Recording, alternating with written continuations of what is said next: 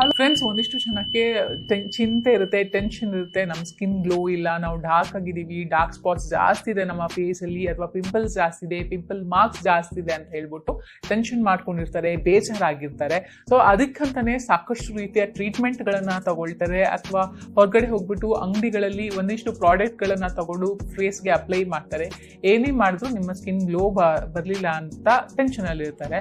So ಅಂಥವ್ರಿಗೆ ನಾವು ಒಂದಿಷ್ಟು ಟಿಪ್ಸನ್ನು ಕೊಡ್ತೀನಿ. ಇದನ್ನು ಫಾಲೋ ಮಾಡೋದ್ರಿಂದ ನಿಮ್ಮ ಸ್ಕಿನ್ನನ್ನು ನೀವು ನೀಟಾಗಿ ಇಟ್ಕೊಳ್ಬೋದು, ಫೇಸ್ ಗ್ಲೋ ಆಗುತ್ತೆ, ಜೊತೆಗೆ ಯಾವುದೇ ಮಾರ್ಕ್ಸ್ ಇದ್ರೂ ಹೋಗುತ್ತೆ. ಎಲ್ಲರ ಮನೆಯಲ್ಲಿ ಕೊಬ್ಬರಿ ಎಣ್ಣೆ ಅಂತ ಇರುತ್ತೆ. ನೀವು ತಲೆಗೆ ಹಚ್ಕೊಳ್ಳಿಕ್ಕೆ ಅಂತ ಕೊಬ್ಬರಿ ಎಣ್ಣೆನ ತಂದಿಟ್ಟಿರ್ತೀರಾ. ಆ ಕೊಬ್ಬರಿ ಎಣ್ಣೆಯನ್ನು ನೀವು ಡೈಲಿ ಅಂದರೆ ರಾತ್ರಿ ಮಲಗೋಕ್ಕಿಂತ ಮುಂಚೆ ಮುಖಕ್ಕೆ ಹಚ್ಚಿಬಿಟ್ಟು ನೀಟಾಗಿ ಮಸಾಜ್ ಮಾಡಿ ಮಲ್ಕೊಂಡು ಬೆಳಿಗ್ಗೆ ಎದ್ದು ಬಿಸಿನೀರಿಂದ ಅಂದರೆ ಉಗುರು ಬೆಚ್ಚ ನೀರಲ್ಲಿ ಕೊಬ್ಬರಿ ಎಣ್ಣೆಯನ್ನು ಅಂದರೆ ಮುಖವನ್ನು ತೊಳೆಯೋದ್ರಿಂದ ನಿಮ್ಮ ಸ್ಕಿನ್ ತುಂಬಾ ಗ್ಲೋ ಬರುತ್ತೆ. ನೀವು ಚಿಕ್ಕ ಮಕ್ಕಳಿಗೆ ನೋಡಿರ್ಬೋದು, ಸ್ನಾನ ಮಾಡಿಸೋದಕ್ಕಿಂತ ಮುಂಚೆ ಮೈಗೆಲ್ಲ ಕೊಬ್ಬರಿ ಎಣ್ಣೆನ ಹಚ್ಚಿಬಿಟ್ಟು ಮಸಾಜ್ ಮಾಡಿ ಮತ್ತೆ ಸ್ನಾನ ಮಾಡಿಸ್ತಾರೆ. ಅದು ಯಾಕಂತ ಹೇಳಿದ್ರೆ ಮಕ್ಕಳ ಸ್ಕಿನ್ ಗ್ಲೋ ಬರುತ್ತೆ, ಮಕ್ಕಳು ಹೆಲ್ದಿ ಆಗಿರ್ತಾರೆ ಅಂತ ಹೇಳ್ಬಿಟ್ಟು. ಮಾತ್ರ ಅಲ್ಲ, ಸೂರ್ಯನ ಕಿರಣ ಬಿದ್ದಾಗ ಅದರಿಂದ ಏನೆಲ್ಲ ಈಗ ಟ್ಯಾನ್ ಆಗಿರ್ತೀರಾ ಅದೆಲ್ಲ ಹೋಗುತ್ತೆ. ಈ ಟ್ಯಾನ್ ಏನು ಫೇಸಿಗೆ ಆಗಿರುತ್ತೆ ಈ ಕೊಬ್ಬರಿ ಎಣ್ಣೆ ಹಚ್ಚೋದ್ರಿಂದ ಕೂಡ ಆ ಟ್ಯಾನ್ ಏನಾಗಿರುತ್ತೆ ಅದು ಹೋಗುತ್ತೆ. ಸೊ ಕೊಬ್ಬರಿ ಎಣ್ಣೆಯನ್ನು ಹಚ್ಚಿ, ಅದೇ ರೀತಿ ಕೊಬ್ಬರಿ ಎಣ್ಣೆ ಮಾತ್ರ ಅಲ್ಲ, ಕೆಲವು ಕೊಬ್ಬರಿ ಎಣ್ಣೆಗೆ ಅರಿಶಿಣವನ್ನು ಕೂಡ ಮಿಕ್ಸ್ ಮಾಡಿಬಿಟ್ಟು ಹಚ್ಚೋದ್ರಿಂದ ಅದು ಕೂಡ ಸ್ಕಿನ್ಗೆ ಜಾಸ್ತಿ ಗ್ಲೋವನ್ನು ಕೊಡುತ್ತೆ. ಸೊ ಒಂದ್ಸಲ ಟ್ರೈ ಮಾಡಿ. ಸೊ ಕೊಬ್ಬರಿ ಎಣ್ಣೆನ ಏನು ಮಾಡಬೇಕಂದ್ರೆ ಬಿಸಿ ಮಾಡಬೇಕು, ಲೈಟಾಗಿ ಬಿಸಿ ಮಾಡಿ ಅದಕ್ಕೆ ಅರಿಶಿಣವನ್ನು ಬೇಕಾದರೆ ಮಿಕ್ಸ್ ಮಾಡ್ಕೊಳ್ಬೋದು, ಇಲ್ಲ ಅಂತ ಹೇಳಿದ್ರೆ ಹಾಗೇನೂ ಬೇಕಾದರೆ ಹಚ್ಬೋದು. ಕುತ್ತಿಗೆ ಮತ್ತು ನಿಮ್ಮ ಮುಖದ ಭಾಗಕ್ಕೆ ನೀಟಾಗಿ ಹಚ್ಚಿ ಮಸಾಜ್ ಮಾಡೋದ್ರಿಂದ ನಿಮ್ಮ ಸ್ಕಿನ್ಗೆ ತುಂಬಾನೇ ಒಳ್ಳೆಯದು. ನೆಕ್ಸ್ಟ್, ನಮ್ಮ ಸ್ಕಿನ್ ತುಂಬಾನೇ ಚೆನ್ನಾಗಿರ್ಬೇಕು, ನಮ್ಮ ಸ್ಕಿನ್ ತುಂಬಾ ಗ್ಲೋ ಆಗಿ ಕಾಣಿಸ್ಬೇಕು ಅಂತ ಹೇಳಿದ್ರೆ ನೀವು ಯೂಸ್ ಮಾಡಬೇಕಾಗಿರುವಂಥದ್ದು ಅಲೋವೆರಾ. ಸೊ ಮನೆಗಳಲ್ಲಿ ಈಗ ಎಲ್ಲರ ಮನೆಯಲ್ಲೂ ಪಾಟಲ್ಲಿ ಅಲೋವೆರಾವನ್ನ ಹಾಕಿ ಬೆಳೆಸ್ತಾರೆ. ಸೊ ಅಲೋವೆರಾ ಸ್ಕಿನ್ಗೆ ತುಂಬಾನೇ ಒಳ್ಳೆಯದು. ಅಲೋವೆರಾ ಜೆಲ್ ಕೂಡ ಬರುತ್ತೆ, ಅದು ಕೂಡ ನ್ಯಾಚುರಲ್ಲೇ. ನೀವು ಅದನ್ನು ಕೂಡ ಟ್ರೈ ಮಾಡ್ಬೋದು. ಅಲೋವೆರಾ ನಿಮ್ಮ ಮನೆಯಲ್ಲಿ ಬೆಳೆಸಿಲ್ಲ ಅಂತ ಹೇಳಿದ್ರೆ ಅಲೋವೆರಾನ ನೀಟಾಗಿ ಅದರ ಸಿಪ್ಪೆಯನ್ನು ಪೀಲನ್ನು ತೆಗೆದುಬಿಟ್ಟು ನೀಟಾಗಿ ಮುಖಕ್ಕೆ ಹಚ್ಚೋದ್ರಿಂದ ಆ ಜೆಲ್ಲನ್ನು ಸ್ಕಿನ್ ಸಖತ್ತಾಗಿ ಗ್ಲೋ ಬರುತ್ತೆ. ಯಾವುದೇ ಒಂದು ಮಾರ್ಕ್ಸ್ ಇದ್ರೂ ಕೂಡ ಹೋಗುತ್ತೆ. ಮೇನ್ ಆಗಿ ಪಿಂಪಲ್ ಮಾರ್ಕ್ಸ್ಗಳು ಹೋಗುತ್ತೆ, ಪಿಂಪಲ್ ಆಗೋದು ಕೂಡ ಕಡಿಮೆ ಆಗುತ್ತೆ. ಅಲೋವೆರಾವನ್ನ ರೆಗ್ಯುಲರ್ ಆಗಿ ಹಚ್ಚಿ ಅದನ್ನ ಹೇಗೆ ಅಂತ ಹೇಳಿದ್ರೆ ಪೀಲ್ ಮಾಡಿಬಿಟ್ಟು ಮುಖಕ್ಕೆ ಹಚ್ಚಿ ಮಸಾಜ್ ಮಾಡಿ 15 to 20 ಮಿನಿಟ್ಸ್ ಬಿಟ್ಟು ಫೇಸ್ ವಾಶ್ ಮಾಡೋದ್ರಿಂದ ನಿಮ್ಮ ಸ್ಕಿನ್ ತುಂಬಾನೇ ಚೆನ್ನಾಗಾಗುತ್ತೆ. ಒಂದಿಷ್ಟು ಜನಕ್ಕೆ ಅಲೋವೆರಾ ಹಚ್ಚೋದ್ರಿಂದ ಇಚ್ಚಿಂಗ್ ಆಗುವಂಥದ್ದು ಸ್ಟಾರ್ಟ್ ಆಗುತ್ತೆ. ಸೊ ನಿಮ್ಮ ಸ್ಕಿನ್ಗೆ ಯಾವ ಥರ ಅಡ್ಜಸ್ಟ್ ಆಗುತ್ತೋ ಇಲ್ವಾ ಅನ್ನುವಂಥದ್ದನ್ನ ನೋಡ್ಕೊಂಡ್ಬಿಟ್ಟು ಅಲೋವೆರಾನ ಹಚ್ಚಿ. ಇದು ತುಂಬಾನೇ ಒಳ್ಳೆಯದು. ನಿಮ್ಮ ತ್ವಚೆಯನ್ನ ನೈಸರ್ಗಿಕವಾಗಿ ನ್ಯಾಚುರಲ್ ಆಗಿ ಚೆನ್ನಾಗಿಡಕ್ಕೆ ಹೆಲ್ಪ್ ಮಾಡುತ್ತೆ. ಇನ್ನು ನೆಕ್ಸ್ಟ್ ಅಂತ ಹೇಳಿದ್ರೆ ಹಾಲು ಎಲ್ಲರ ಮನೆಯಲ್ಲೂ ಇರುತ್ತೆ. ಸೊ ಹಸುವಿನ ಹಾಲನ್ನು ನೀವು ಹತ್ತಿ ತಗೊಂಡು ಅದನ್ನು ನೀಟಾಗಿ ಹಚ್ಚಿ ಅಥವಾ ಮಸಾಜ್ ಮಾಡೋದ್ರಿಂದ ನಿಮ್ಮ ಸ್ಕಿನ್ ತುಂಬಾ ಚೆನ್ನಾಗಾಗುತ್ತೆ. ಹಾಲನ್ನು ಕುಡಿಯೋದ್ರಿಂದ ಕೂಡ ಹೆಲ್ತ್ಗೆ ಒಳ್ಳೆಯದು, ಒಳ್ಳೆಯ ಪ್ರೋಟೀನ್ ಸಿಗುತ್ತೆ.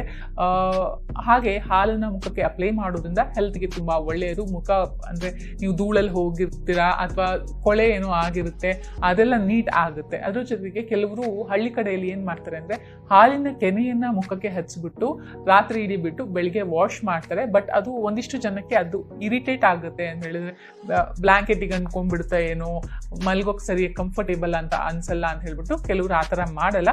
ಬಟ್ ಹಾಲಿನ ಕೆನೆಗೆ ಸ್ವಲ್ಪ ಅರಿಶಿಣವನ್ನು ಮಿಕ್ಸ್ ಮಾಡಿ ಮುಖಕ್ಕೆ ಹಚ್ಚೋದ್ರಿಂದ ಸ್ಕಿನ್ಗೆ ತುಂಬಾನೇ ಒಳ್ಳೆಯದು.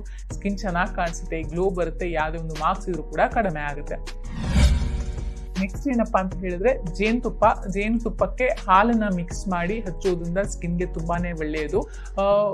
ಜೇನುತುಪ್ಪ, ಹಾಲು ಮತ್ತೆ ಕಡಲೆ ಹಿಟ್ಟನ್ನ ಕೂಡ ಮಿಕ್ಸ್ ಮಾಡಿಬಿಟ್ಟು ನೀವು ಹಚ್ಚಿ 20 ಮಿನಿಟ್ಸ್ ಬಿಟ್ಟು ವಾಶ್ ಮಾಡೋದ್ರಿಂದ ಸ್ಕಿನ್ಗೆ ತುಂಬಾ ಒಳ್ಳೆಯದು. ಕಡಲೆ ಹಿಟ್ಟನ್ನ ಕೆಲವರು ಇವಾಗ ಎಣ್ಣೆ ಏನಾದ್ರು ಹಚ್ಕೊಂಡಾಗ ಕಡಲೆ ಹಿಟ್ಟಿಂದ ಫೇಸನ್ನು ವಾಶ್ ಮಾಡ್ತಾರೆ. ಸೊ ಅದರಲ್ಲಿ ಜಿಡ್ಡಿನ ಅಂಶವನ್ನು ತೆಗೆಯೋಕೆ ತುಂಬಾನೇ ಹೆಲ್ಪ್ ಮಾಡುತ್ತೆ ಕಡಲೆ ಹಿಟ್ಟು. ಕೆಲವರು ಸೋಪು ಅಥವಾ ಫೇಸ್ ವಾಶ್ಗಳನ್ನು ಬಳಸೋದಿಲ್ಲ, ಕಡಲೆ ಹಿಟ್ಟನ್ನು ರೆಗ್ಯುಲರ್ ಆಗಿ ಯೂಸ್ ಮಾಡ್ತಾರೆ. ಸ್ಕಿನ್ಗೆ ತುಂಬಾನೇ ಒಳ್ಳೆಯದು ಕಡಲೆ ಹಿಟ್ಟಿಂದ ಮುಖ ತೊಳೆಯೋದು. ಸೊ ಟ್ರೈ ಮಾಡಿ. ನೆಕ್ಸ್ಟ್ ಏನಂತ ಹೇಳಿದ್ರೆ ಪರಂಗಿ ಹಣ್ಣು ಅಥವಾ ಪಪಾಯ ಹಣ್ಣು ಅಂತ ಹೇಳ್ತಾರೆ. ಪಪಾಯ ಹಣ್ಣು ಇವಾಗ ಮಾರ್ಕೆಟಲ್ಲಿ ಎಲ್ಲಿ ಹೋದ್ರೂ ಸಿಗುತ್ತೆ. ಸೊ ಪಪಾಯ ಹಣ್ಣು ಫೇಸ್ ಪ್ಯಾಕ್ಗಳು ನಿಮಗೆ ಸಿಗುತ್ತೆ. ಸೊ ನೀವು ಹೋಗಿ ದುಡ್ಡು ಕೊಟ್ಟು ಬೈ ಮಾಡೋದಕ್ಕಿಂತ ಪಪಾಯ ಹಣ್ಣನ್ನು ಮನೆಗೆ ತಂದುಬಿಟ್ಟು ಅದಕ್ಕೆ 1 ಟೇಬಲ್ ಸ್ಪೂನ್ ಅಷ್ಟು ಜೇನುತುಪ್ಪವನ್ನು ಹಾಕಿ ಮಿಕ್ಸ್ ಮಾಡಿಬಿಟ್ಟು ಮುಖಕ್ಕೆ ಹಚ್ಚೋದ್ರಿಂದ ಸ್ಕಿನ್ಗೆ ತುಂಬಾ ಒಳ್ಳೆಯದು. ಸ್ಕಿನ್ ತುಂಬಾ ಗ್ಲೋ ಬರುತ್ತೆ. ಜೊತೆಗೆ ಪಪಾಯ ಹಣ್ಣು ತಿನ್ನೋದ್ರಿಂದ ಕೂಡ ದೇಹಕ್ಕೆ ಒಳ್ಳೆಯದು. ಬಟ್ ಹೀಟ್ ಅಂತ ಹೇಳ್ತಾರೆ. ಸೊ ಸ್ವಲ್ಪ ತಿನ್ನಿ. ಹಾಗೆ ಫೇಸ್ ಪ್ಯಾಕ್ಗಳನ್ನು ವಾರಕ್ಕೆ 1-2 ಸಲ ಹಾಕೋದ್ರಿಂದ ಸ್ಕಿನ್ ಚೆನ್ನಾಗಿ ಕಾಣಿಸುತ್ತೆ. ಇನ್ನು ನೆಕ್ಸ್ಟ್ ಅಂತ ಹೇಳಿದ್ರೆ ನಾವು ಜಾಸ್ತಿ ನೀರು ಕುಡಿಬೇಕು. ಜಾಸ್ತಿ ಅಂತ ಅಲ್ಲ, ದಿನಕ್ಕೆ ಒಂದು 2-3 ಲೀಟರ್ ಅಷ್ಟು ನೀರು ಕುಡಿಯೋದ್ರಿಂದ ನಮ್ಮ ಸ್ಕಿನ್ ತುಂಬಾನೇ ಚೆನ್ನಾಗಾಗುತ್ತೆ, ಹೆಲ್ದಿಯಾಗಿ ಕೂಡ ನಾವಿರ್ತೀವಿ. ಸೊ ದೇಹದಲ್ಲಿ ಏನೇ ವಿಷಕಾರಿ ಅಂಶಗಳಿದ್ರು ಈ ನೀರು ತೆಗೆದು ಹಾಕುತ್ತೆ. ಸೊ ನಾವು ಎಷ್ಟು ಸ್ವೆಟ್ ಹಾಕ್ತೀವಿ ಅದರಿಂದ ಕೂಡ ಏನು ನಮ್ಮ ಸ್ಕಿನ್ ಗ್ಲೋ ಬರುತ್ತೆ, ಅದೇ ರೀತಿ ಮೃದುವಾಗಿ ಸ್ಕಿನ್ ಅನ್ನ ಇಡುತ್ತೆ. ಸೊ ನೀವು ವಾಟರ್ನ ಹೆಚ್ಚಾಗಿ ಕುಡಿಯಿರಿ. ಇನ್ನೊಂದು, ಟೊಮೆಟೊ ಮತ್ತು ಪೊಟ್ಯಾಟೊ ಜ್ಯೂಸ್ನ ಮಿಕ್ಸ್ ಮಾಡಿಬಿಟ್ಟು ನೀವು ಮುಖಕ್ಕೆ ಹಚ್ಚೋದ್ರಿಂದ ಸ್ಕಿನ್ ತುಂಬಾ ಒಳ್ಳೆ, ಸ್ಕಿನ್ಗೆ ಚೆನ್ನಾಗಿ ಅನಿಸುತ್ತೆ. ಜೊತೆಗೆ ಡಾರ್ಕ್ ಸರ್ಕಲ್ಸ್ ಏನಿರುತ್ತೆ ಅದು ಕೂಡ ಕಡಿಮೆ ಆಗುತ್ತೆ. ಸೊ ನೀವು ಯಾವುದೇ ಬ್ಯೂಟಿಷಿಯನ್ ಹತ್ರ ಹೋಗಿ ಕೇಳಿದ್ರು ಅಥವಾ ಹಿಂದಿನಿಂದನೂ ಇದನ್ನು ಫಾಲೋ ಮಾಡ್ಕೊಂಡು ಬಂದಿರ್ತಾರೆ ಒಂದಿಷ್ಟು ಜನ, ಅಂಥವ್ರ ಸ್ಕಿನ್ ತುಂಬಾ ಚೆನ್ನಾಗಾಗಿರುತ್ತೆ. ಇಷ್ಟೆಲ್ಲದನ್ನು ಮಾಡೋದಕ್ಕಿಂತ ಮೇಯ್ನಾಗಿ ನೀವೊಂದು ಕೆಲಸ ಮಾಡಬೇಕು. ನೀವು ಯಾವುದೇ ಒಂದು ಒತ್ತಡ ಇದ್ದರೂ, ಟೆನ್ಷನ್ಸ್ ಇದ್ದರೂ ಆ ಟೆನ್ಷನ್ಸಿಂದ ಹೊರಗೆ ಬರಬೇಕು. ನಾವು ದೈಹಿಕವಾಗಿ ಅಲ್ಲ, ಮಾನಸಿಕವಾಗಿಯೂ ನಾವು ಆರೋಗ್ಯವಾಗಿರಬೇಕು. ಆಗ ಮಾತ್ರ ನೀವು ಇದು ಈಗ ಏನೋ ಪಪಾಯ ಹಚ್ತೀವಿ ಅಥವಾ ಟೊಮ್ಯಾಟೊ ಹಚ್ತೀವಿ, ಮನಸ್ಸಲ್ಲಿ ಏನೋ ಟೆನ್ಷನ್ ಇಟ್ಕೊಂಡು ರಾತ್ರಿ ಡೀ ಕೊರಗ್ತಾ ಇರ್ತೀವಿ ಅಂತ ಹೇಳಿದ್ರೆ ಏನೇ ಮಾಡಿದ್ರು ನಿಮ್ಮ ಸ್ಕಿನ್ ಗ್ಲೋ ಬರಲ್ಲ, ಅದು ಡಲ್ಲಾಗಿ ಕಾಣಿಸುತ್ತೆ.